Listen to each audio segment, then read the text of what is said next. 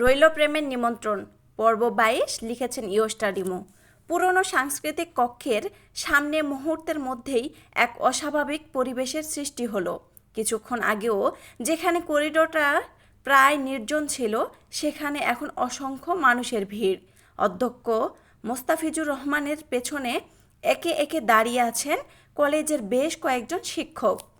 তাদের পেছনে কৌতূহলী ছাত্রছাত্রীদের দীর্ঘ সারি। অনুষ্ঠানে আসা অনেক অভিভাবকও কী হয়েছে তা জানার জন্য এগিয়ে এসেছেন। চারিদিকে শুধু চাপা গুঞ্জন আর ফিসফাস। কি হয়েছে? সবাই এখানে কেন? কেউ কেউ উত্তর দিচ্ছে, শুনলাম কোনো ছেলে মেয়েকে নাকি অনৈতিক কাজ করতে গিয়ে ধরা খেয়েছে। কেউ নিশ্চিত কিছু জানে না, অথচ প্রত্যেককেই নিজের মতো করে অনুমান করে চলেছে। মুহূর্তের মধ্যেই একটি অস্পষ্ট গুজব পুরো করিডোরে ছড়িয়ে পড়েছে। অধ্যক্ষ মোস্তাফিজুর রহমান ধীরে ধীরে দরজার সামনে গিয়ে দাঁড়ালেন। তার মুখের কঠোরতা দেখে আশেপাশে সবাই নিঃশব্দ হয়ে গেল। রাগে তার চোয়াল শক্ত হয়ে আছে, চোখে মুখে স্পষ্ট অসন্তোষ। তিনি একবার সবার দিকে তাকিয়ে গম্ভীর কণ্ঠে বললেন, কেউ কোনো বিশৃঙ্খলা করবেন না। সবাই যেখানে আছেন সেখানেই দাঁড়িয়ে থাকুন। চারপাশে পিনপতন নীরবতা নেমে এলো। ধীরে ধীরে তিনি দরজার বাইরের ছিটকিনির দিকে হাত বাড়ালেন। এক মুহূর্তের জন্য পুরো করিডোরের বাতাস যেন থমকে গেল। শত শত চোখ তখন সেই দরজার দিকেই স্থির। একটা ধাতব শব্দ তুলে ছিটকিনিটা খুলে গেল। অধ্যক্ষ ধীরে ধীরে দরজাটা ঠেলে খুললেন। দরজা খুলতেই তার চোখের দৃষ্টি মুহূর্তের মধ্যে বদলে গেল। মুখের রাগ যেন এক নিমিষে বিস্ময়ে পরিণত হলো। তিনি স্থির হয়ে দাঁড়িয়ে রইলেন। পাশে দাঁড়িয়ে থাকা শিক্ষকরা অবাক হয়ে দরজার ভেতরে দাঁড়িয়ে রইলেন। ছাত্রছাত্রীদের মাঝ থেকেও একসঙ্গে চাপা বিস্ময়ে শব্দ ভেসে এলো, সায়র স্যার। চারদিকে আবারও গুঞ্জন শুরু হয়ে গেল। ঘরের ভেতরে দাঁড়িয়ে আছে সায়র, আর তার থেকে কিছুটা দূরে দেয়ালের পাশে দাঁড়িয়ে আছে বেলা। বেলার চোখ দুটো কান্নায় ভিজে গেছে, মুখটা ফ্যাকাশে, দুহাত শক্ত করে আঁচল চেপে ধরে কাঁপছে সে। আর সায়রের মুখেও স্পষ্ট বিস্ময়। এত মানুষকে একসঙ্গে দরজার সামনে দেখে তিনিও কয়েক মুহূর্তের জন্য বাকরুদ্ধ হয়ে গেলেন। সবচেয়ে বড় ধাক্কাটা খেলো তানিয়া। তার ঠোঁটের কোণে লেগে থাকা বিজয়ের হাসিটা মুহূর্তের মধ্যেই মিলিয়ে গেল। মনে হলো শরীরের সমস্ত শক্তি যেন এক নিমিষে শেষ হয়ে গেছে। সে তো বেলাকে অন্য একজন ছেলের সঙ্গে ফাঁসানোর পরিকল্পনা করেছিল, কিন্তু ভাগ্যের নির্মম পরিহাসে সেই ফাঁদে এসে পড়েছে সায়র, তার নিজের সবচেয়ে প্রিয় শিক্ষক। তানিয়ার বুকের ভেতরটা কেঁপে উঠল। সে মনে মনে বলতে লাগলো, না, এটা কিভাবে হলো? সায়র স্যার এখানে এলেন কিভাবে? আমি আমি তো এটা চাইনি। তার কপালে ছোট ছোট ঘামের বিন্দু জমে উঠল। প্রথমবারের মতো নিজের সাজানো ষড়যন্ত্রকেই ভয় পেতে শুরু করলো সে। এদিকে করিডোরে দাঁড়িয়ে থাকা মানুষেরা আর নিজেদের আটকে রাখতে পারল না। একজন আরেকজনের কানে কানে কথা বলতে শুরু করলো। ব্যাপারটা তো খুব খারাপ দেখাচ্ছে। স্যার আর ছাত্রী একই ঘরে, কিন্তু স্যারকে তো এমন মানুষ মনে হয় না। কে জানে সত্যিটা কি? একজন শিক্ষক সঙ্গে সঙ্গে বললেন, আগে পুরো ঘটনাটা না জেনে কেউ কোনো মন্তব্য করবেন না। কিন্তু ভিড়ের মধ্যে সবাই সেই কথা শোনার অবস্থায় ছিল না।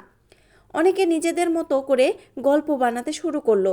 কেউ বলল, আজকাল গুজব খুব দ্রুত ছড়ায়, তাই না জেনে কিছু বলা উচিত নয়। আবার কেউ নিচু গলায় সন্দেহ প্রকাশ করলো, তবু এমন পরিস্থিতি দেখে মানুষ তো প্রশ্ন করবেই। এই চাপা কথাগুলোই বেলার কানে একের পর এক এসে আঘাত করতে লাগলো। সে কাপা গলায় বলার চেষ্টা করলো, বিশ্বাস করুন আমরা, কিন্তু গলাটা যেন আটকে গেল। কোনো শব্দ বের হলো না। চোখের কোণে জমে থাকা অশ্রু আর ধরে রাখতে পারল না সে। টপ টপ করে অশ্রুবিন্দুগুলো গড়িয়ে পড়তে লাগলো তার গাল বেয়ে। সে অসহায় চোখে চারপাশে তাকালো। এতগুলো পরিচিত মুখ, এতগুলো প্রশ্ন ভরা দৃষ্টি, কিন্তু একজনও তার মনের ভয়, অপমান আর অসহায়ত্বটা বুঝতে পারছে না। হঠাৎ সে মুখে আঁচল চেপে ফুপিয়ে কেঁদে উঠল। তার কান্নার শব্দে কয়েকজন শিক্ষকের মুখেও ভারী হয়ে উঠল। তারা জানে বেলা এসব অনৈতিক কাজ করার মতো মেয়ে নয়। আর সায়রকে তো খুব ভালো করেই চেনে। এত নম্র ভদ্র ছেলে কিনা এইসব কাজ করবে? ঠিক তখনই সায়র সামনে এগিয়ে এলো। নিজেকে যতটা সম্ভব শান্ত রেখে দৃঢ় কণ্ঠে বললেন, সবাই দয়া করে শান্ত হন। চারপাশের গুঞ্জন কিছুটা থেমে গেল। সায়র এবার বলল, আপনারা যেটা ভাবছেন, বাস্তবে তার কিছুই ঘটেনি। বেলা এই কক্ষে কেউ কেউ ডেকেছিল আমার নাম করে। আমি ওকে খুঁজতে এসে বিষয়টা বুঝতে পারি। আমি রুমের ভিতরে প্রবেশ করতেই বাইরে থেকে কেউ লক করে দিয়েছে দরজাটা। আমরা অনেক ডাকাডাকি করেছি দরজাটা খোলার জন্য, কিন্তু ঠিক সেই সময় আপনারা সবাই এখানে হাজির হয়েছেন। সায়র প্রিন্সিপালের দিকে তাকিয়ে বললেন, স্যার, আমি এই প্রতিষ্ঠানের একজন শিক্ষক। আমি এখনও এমন কোনো কাজ করব না যাতে এই কলেজের সম্মান নষ্ট হয়। বিষয়টি স্পষ্টতই পরিকল্পিত। কেউ ইচ্ছাকৃতভাবে এই পরিস্থিতি তৈরি করেছে। অধ্যক্ষ কিছুক্ষণ নীরবে সায়রের দিকে তাকিয়ে বললেন, তার দীর্ঘদিনের অভিজ্ঞতা বলেছিল তাড়াহুড়ো করে কোনো সিদ্ধান্ত নেওয়া উচিত নয়। সায়রকে সে অনেক বছর ধরে চেনে। পাশে দাঁড়িয়ে থাকা একজন জ্যেষ্ঠ শিক্ষক শান্ত গলায় বললেন, আমি মনে করি আগে পুরো বিষয়টি তদন্ত করা দরকার। আরেকজন শিক্ষকও সম্মতি জানিয়ে বললেন, সত্যটা জানা ছাড়া কাউকে দোষী বলা ঠিক হবে না। প্রিন্সিপাল ধীরে ধীরে মাথা নাড়লেন, ঠিক বলছেন। সত্য উদ্ঘাটনের আগ পর্যন্ত কেউ কোনো সিদ্ধান্তে পৌঁছাবো না। প্রিন্সিপালের সম্পূর্ণ কথা শেষ হওয়ার পরও করিডোরের পরিবেশ মোটেও শান্ত হলো না, বরং কয়েক মুহূর্তের নীরবতার পর আবারও চারিদিকে চাপা গুঞ্জন ছড়িয়ে পড়তে শুরু করলো। প্রথমে দু একজন নিচু স্বরে নিজেদের মধ্যে কথা বলেছিল, তারপরে সে ফিসফিসানি ধীরে ধীরে এক দল থেকে আরেক দলে পড়তে লাগলো। কেউ নিশ্চিত কিছু জানে না, অথচ প্রত্যেকের মুখে যেন আলাদা আলাদা গল্প। আর সেই অসংখ্য দৃষ্টি, ফিসফিসানি আর অকারণ সন্দেহের ভারে বেলা যেন ভেতর থেকে ভেঙে পড়তে লাগলো। তার কাছে মনে হলো এই কয়েকটি মুহূর্ত যেন একটি দীর্ঘ অসহনীয় সময়ে পরিণত হয়েছে, যেখানে নিজেদের নির্দোষতার চেয়েও বড় হয়ে দাঁড়িয়েছে মানুষের ভুল ধারণা আর গুজব। তারা বলছে, আমি তো এমনটা কখনো ভাবিনি। এতদিন তো সবাই সায়র স্যারকে খুব সম্মান করত।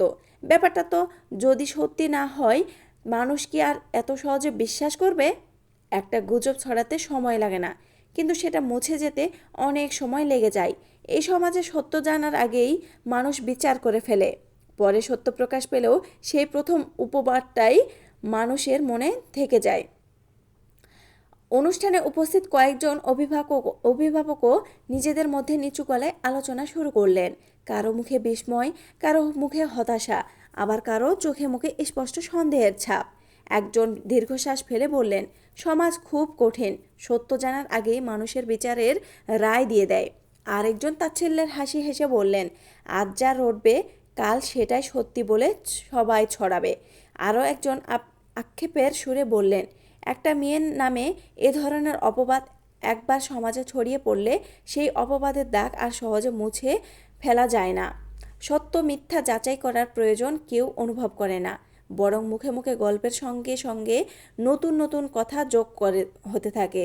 একসময় সেই মিথ্যাই সবার কাছে সত্য বলে প্রতিষ্ঠিত হয়ে যায়, অথচ কেউ একবারও ভাবে না এসব ভিত্তিহীন কথার ভার নিয়ে একটি মেয়েকে প্রতিদিন কতটা মানসিক যন্ত্রণা সহ্য করতে হয়। তিনি বেলার দিকে তাকিয়ে আবার বললেন, আহারে, এত শান্ত, ভদ্র আর সুন্দর একটা মেয়ের কপালে শেষ পর্যন্ত এমন ভয়ঙ্কর বদনামি জুটল। যে মেয়েটা হয়তো নিজের সম্মান নিয়েই সবচেয়ে বেশি সচেতন ছিল, আজ তাকে সবার সামনে সন্দেহের চোখে দেখা হচ্ছে। চারদিকে শুধু ফিসফাস, কটাক্ষ আর আঙুল তোলা। কেউ সত্য জানার চেষ্টা করছে না, বরং সবাই যেন বিচারকের আসনে বসে পড়েছে।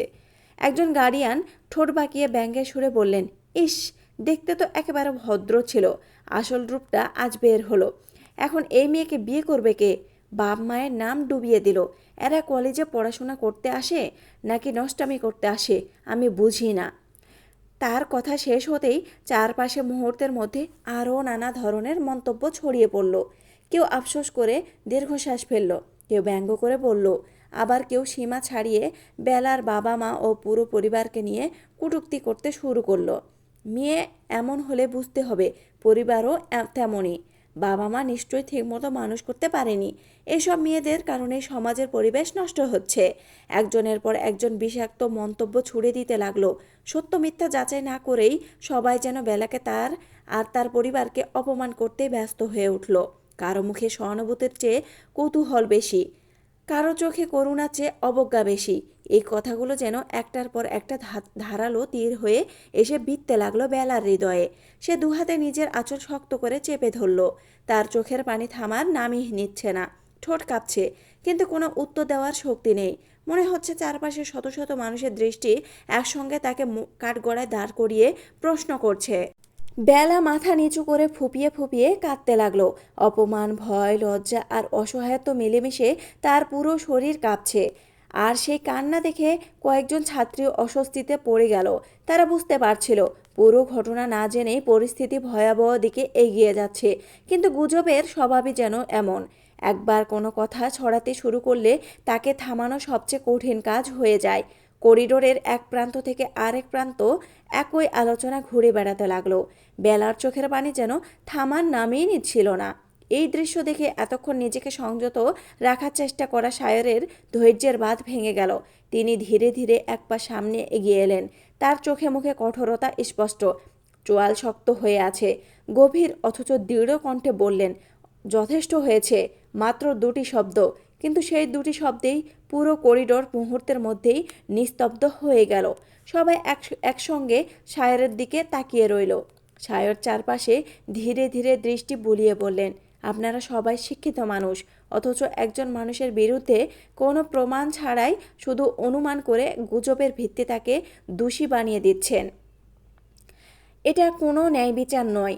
সে একবার বেলার দিকে তাকিয়ে আবার সবার উদ্দেশ্যে বলল, আমি আবারও বলছি, এখানে কোনো অনৈতিক ঘটনা ঘটেনি। বেলা এই কক্ষে আটকা পড়েছিল। আমি তাকে খুঁজতে এসে এই পরিস্থিতির মধ্যে পড়েছি। এর পেছনে পরিকল্পিত ষড়যন্ত্র রয়েছে। তার কণ্ঠে এমন দৃঢ়তা ছিল যে উপস্থিত অনেকেই মাথা নিচু করে ফেলল। কিন্তু কিছু মানুষের মুখে এখনও সন্দেহের ছাপ রয়ে গেল। শায়র এবার আরও দৃঢ় স্বরে বললেন, আর যদি কারো মনে হয় একটা মেয়ের সম্মান নিয়ে এভাবেই খেলাটা খুব সহজ, তাহলে ভুল ভাবছেন। একজন নির্দোষ মানুষের সম্মান ফিরিয়ে আনার জন্য যা যা করা প্রয়োজন আমি তার সবই করব। আর আপনারা যেহেতু ওর ভবিষ্যৎ নিয়ে এতটাই চিন্তিত, তাই আপনাদের সবাইকে সাক্ষী রেখে আজ ঘোষণা করছি, আমি বেলাকে এই মুহূর্তেই বিয়ে করব। ওর শরীরের কলঙ্কের দাগ আমার জন্যই যেমন লেগেছে সেটাও মুছে দিব আমি। শায়রের এই কথাটা যেন বিস্ফোরণের মতো চারিদিকে ছড়িয়ে পড়ল। পুরো করিডোর স্তব্ধ হয়ে গেল। বেলার শরীর কেঁপে উঠল। সে বিস্ফোরিত চোখে শায়রের দিকে তাকিয়ে বলল, যেন নিজের কানকেও বিশ্বাস করতে পারছে না। পাশে দাঁড়িয়ে থাকা ইরা দ্রুত এগিয়ে এসে বেলাকে শক্ত করে জড়িয়ে ধরল, কারণ সে বুঝতে পারছিল এই মুহূর্তে বেলা আর নিজের উপর নিয়ন্ত্রণ রাখতে পারছে না। চারপাশে সবাই নিঃশব্দে দাঁড়িয়ে রইল। কেউ বিস্ময় হতবাক, কেউ অবিশ্বাসে স্থির, আবার কেউ ভাবতেই পারছে না শায়র সত্যি সবার সামনে এই ঘোষণা দিলেন। করিডোর জুড়ে তখনও নিস্তব্ধতা। শায়রের শেষ কথাটি যেন উপস্থিত প্রত্যেক মানুষের মনে একসঙ্গে বজ্রপাতের মতো আঘাত হেনেছে। আমি বেলাকে বিয়ে করব, মাত্র একটি বাক্য, অথচ সেই একটি বাক্যই মুহূর্তের মধ্যে পুরো পরিবেশের রং বদলে দিল। কিছুক্ষণ আগেও যেখানে গুঞ্জন, কটূক্তি আর অভিযোগে করিডোর ভারী হয়ে উঠেছিল, সেখানে এখন নেমে এসেছে গভীর ভারী নীরবতা। শত শত মানুষের চোখ একসঙ্গে স্থির হয়ে আছে শায়রের মুখের দিকে, যেন সবাই অপেক্ষা করছে এখন তিনি আবার কি বলবেন। বেলা যেন নিজের শরীরের উপর থেকেও নিয়ন্ত্রণ হারিয়ে ফেলেছে। তার মুখে কোনো ভাষা নেই, চোখের পানি থেমে গেছে, কিন্তু সেই বিস্ফোরিত চোখ দুটো বারবার শায়রের মুখের দিকেই ফিরে যাচ্ছে। মনে হচ্ছে সে এখনও বিশ্বাস করতে পারছে না। কিছুক্ষণ আগেও যে মানুষটা সবার সামনে নিজের নির্দোষতা প্রমাণ করার চেষ্টা করছিল, তিনি এখন সবার সামনে তাকে বিয়ে করার ঘোষণা দিয়ে দিলেন। ইরা শক্ত করে বেলার হাত চেপে ধরে দাঁড়িয়ে আছে। সে বুঝতে পারছে এই মুহূর্তে বেলা মানসিকভাবে সম্পূর্ণ ভেঙে পড়েছে। এদিকে অধ্যক্ষ মোস্তাফিজুর রহমান দীর্ঘক্ষণ নিশ্চুপ দাঁড়িয়ে রইলেন। তার দীর্ঘ শিক্ষকতা জীবনে অসংখ্য জটিল পরিস্থিতির মুখোমুখি হতে হয়েছে, কিন্তু এমন ঘটনার সাক্ষী তিনি আগে কখনো হননি। কিছুক্ষণ পর ধীর পায়ে শায়রের সামনে এসে দাঁড়িয়ে গভীর দৃষ্টিতে তার দিকে তাকালেন।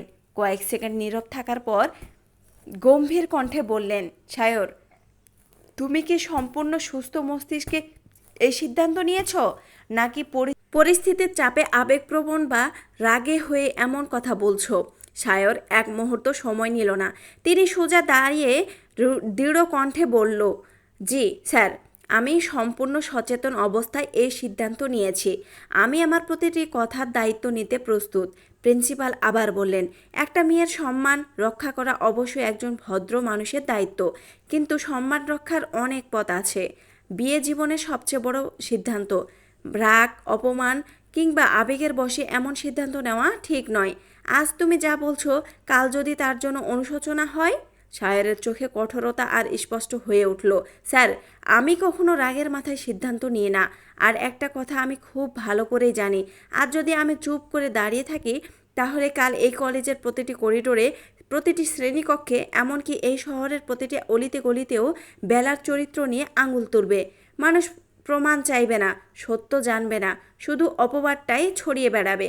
আমি দাঁড়িয়ে দাঁড়িয়ে একজন নির্দোষ মেয়ের জীবন ধ্বংস দেখতে পারবো না। আমি ওর ভবিষ্যৎ নষ্ট হতে দিতে পারি না।